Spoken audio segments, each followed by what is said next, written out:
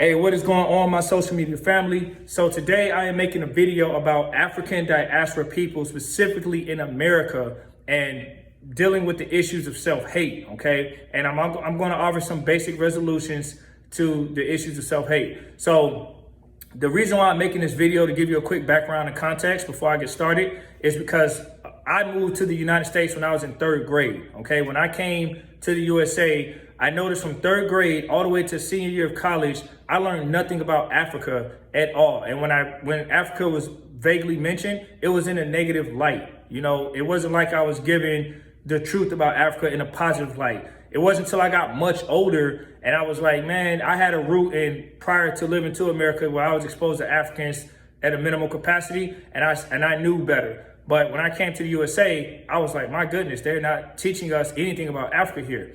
So that's why I'm making this video, because it affects a lot of African diaspora people in America to this day at some form, some level and degree. So let's get into it. My top 5 points, try to make it quick, got my notes up here, so bear with me. So number one, rebranding our identity is a strong solution to this issue. So what do I mean by rebranding our identity? That's a large umbrella of issues, but I'm going to make it specific, okay? So, for example, calling ourselves the N-word, calling ourselves light-skinned and dark-skinned. While the N-word to many in today is used as a term of endearment, we must remember that that word in America, in the context of America, was not used as a term of endearment. In fact, it was condemning our people.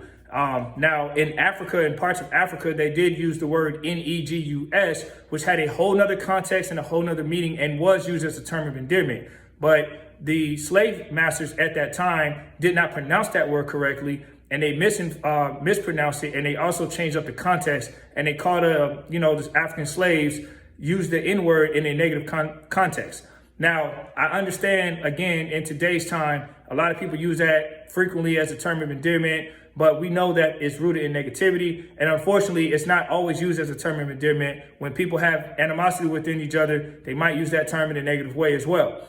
And also touching on the light skin, dark skin, while we might have grown up with that one light skinned kid with some freckles and red hair, and we poke fun at him and say, hey, you light skin or you red. Now, it might be in a joking way, but the reality is, once again, light skin and dark skin is rooted in a negative history. And if you don't know the history, I suggest you strongly research it. But in a quick nutshell, they would take lighter skinned slaves, put them in the house, give them a little bit more benefits while they were still mistreated. And then it caused a division with the darker skinned slaves. So within the African diaspora, there became some animosity between light and dark skin. And if you grew up here in the USA and went to school here, that was an issue when you were growing up. And unfortunately, that should not have been an issue. So my quick solution, let's call each other by our legal names. Now, I know the legal names do have some issues, because the reality is majority of African diaspora people's last names is the name that they obtained from their slave owners. So this is why some people call themselves X, because numerically, mathematically, it's unknown. And that's a representation of, like Malcolm X did. We don't know our last name, so I'd rather just be called X. I'm not telling people to go that route or go that far. I mean, you can do what you want. But when I say government name, I'm specifically talking about at least your first name. Just say, hey, my name is Mike. How you doing? That's a simple greeting that changes the whole trajectory of all of that stuff that we've been filtered with. So it makes it easier to greet one another in a positive way when you just call ourselves by a government first name. Simple as that. All right, so number 2, what I got up here, unlearning bad education. So as I mentioned, we were misinformed a lot through media, television, education in school. So let's take what we were unlearned and let's filter that out and replace that with positive information, accurate information about Africa. And we can go beyond textbooks in America to do such. So there's a lot of resources today with internet and a lot of that. What's funny is Tupac had that song Changes, and he specifically said in the song, we got to change the way we treat each other. We got to change the way we eat. So these points that I'm making are really in line with what he was talking about. And I agree with Brother Tupac, RIP. All right, number 3, I'm gonna physically show you this. Drinking a gallon of water. Now, it might sound crazy to a lot of people, but most people in general, humans in general, have a problem with drinking a gallon of water a day because it's hard, right? But the funny thing is, within African diaspora culture, I'm not saying all of us, because not all of us drink alcohol and do all this stuff, but a large amount of people, when they hear the word turn up, the first thing they think about is obtaining some type of alcohol beverage, having fun at the party.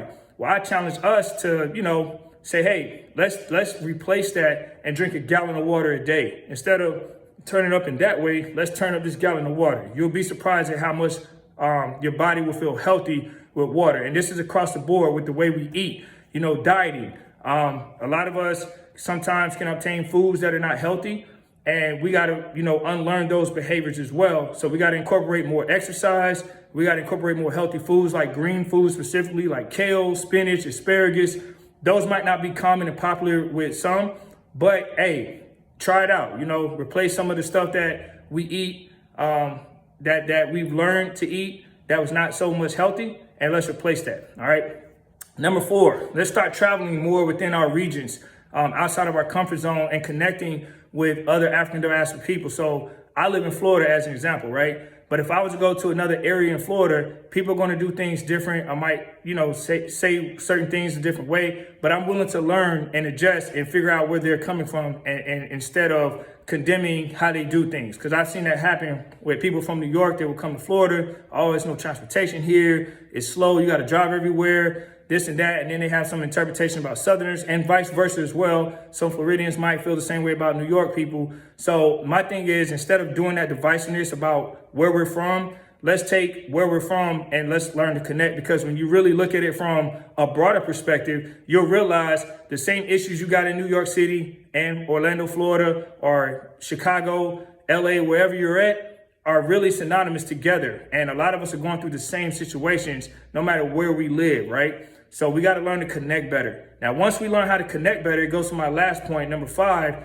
Let's take all those points that I made, and once we are able to achieve the basic things, let's take a trip to Africa and find out for ourselves how it feels. I watched Erykah Badu, and she did African ancestry DNA, and she connected to her roots in Cameroon. It was an emotional, inspiring video. You could see how much pain was lifted off of her soul when she was able to connect with her heritage and ancestry and find out more about her people. It was an amazing feeling. It felt like she was free, of all this misinformation and all this miseducation that she was given. And they gave her a lot of love, and it was a really powerful video. So I suggest you check it out with Erykah Badu in Cameroon. That's how you got to type in. It'll come up on YouTube.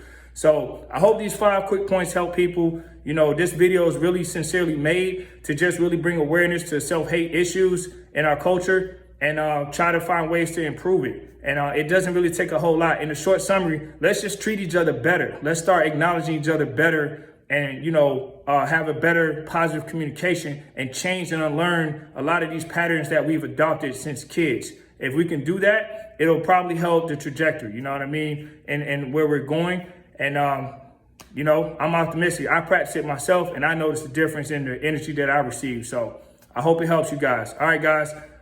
Much love to everybody, and I hope you all have a blessed weekend. Take care.